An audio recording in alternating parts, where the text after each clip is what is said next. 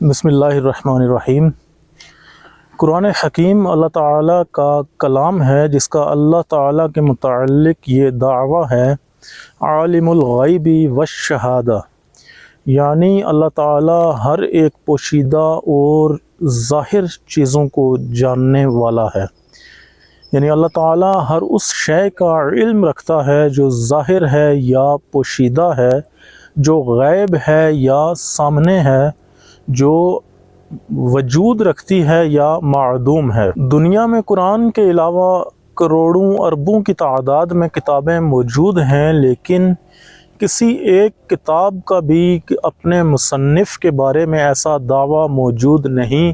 کہ وہ ہر ایک شے کو جاننے والا ہے۔ بعض لوگ قرآن اور قرآنی واقعات کو عقل اور سائنس کی کسوٹی پر پرکھنے کی کوشش کرتے ہیں۔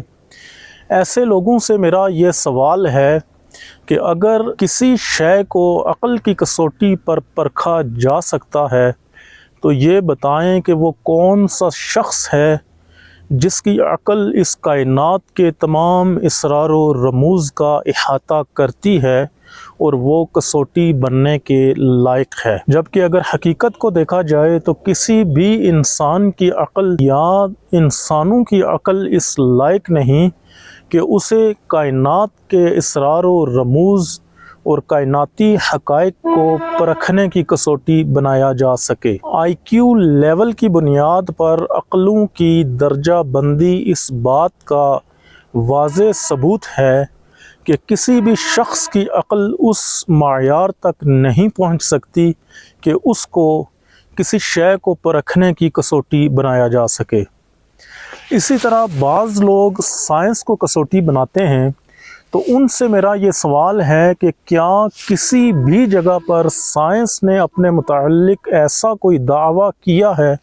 کہ وہ اس کائنات کے ذرے ذرے کا علم رکھتی ہے؟ اگر سائنسدانوں کی بات کی جائے تو وہ کہیں پر بھی ایسا کوئی دعویٰ کرتے دکھائی نہیں دیتے کہ انہوں نے کائنات کے تمام اسرار و رموز کو پا لیا ہے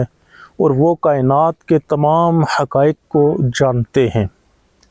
اب یہاں سوال یہ پیدا ہوتا ہے کہ جو عقل یا سائنس مکمل، کامل یا پرفیکٹ نہیں، اس کو کسی شے کو پرکھنے کی کسوٹی کیسے بنایا جا سکتا ہے؟ ہمارے لوگوں میں کا یہ المیہ ہے کہ وہ قرآن حکیم کو چھوڑ کر، جو کہ کتاب لا ریب ہے، جو اپنے بارے میں یہ دعویٰ رکھتی ہے کہ اس میں شک و شبہ کی کوئی گنجائش نہیں، لوگ اس کتاب لا ریب کو چھوڑ کر ایک غیر مکمل اور ناقص علم اور کم علم رکھنے والی سائنس یا عقل کو معیار بنا لیتے ہیں اور اس کی کسوٹی پر چیزوں کو پرکھنے لگتے ہیں۔ یہ رویہ بذات خود غیر عقلی اور غیر منطقی ہے۔